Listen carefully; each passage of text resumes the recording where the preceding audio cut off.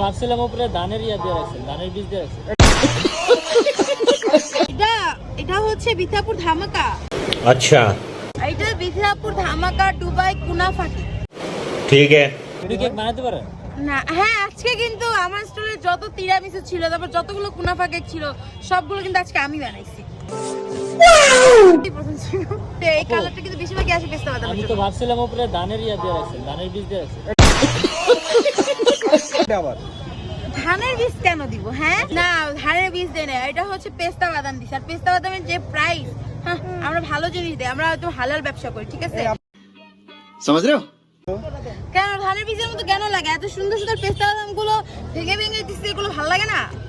नहीं ভালো জিনিস ভালো লাগে না? না মাসে এরা বেড়া তেরা দুকে মুখে জানবো, ওগুলো সব মজা, এগুলো ভালো লাগে। ভালো জিনিস আনি, এগুলো ভালো লাগে না। কে এরা বেড়া তেল নিয়ে আসে? কারণ আনে তো, অনেকেই আনে। अरे बाप रे, ये तो धोती खोल रहा है। কেন অনেকেই আনে। বলেন, নাম বললে কি চাকরি থাকবে না? নাম টাম না, বলি কেন? নাম টাম আসলে বলা উচিত।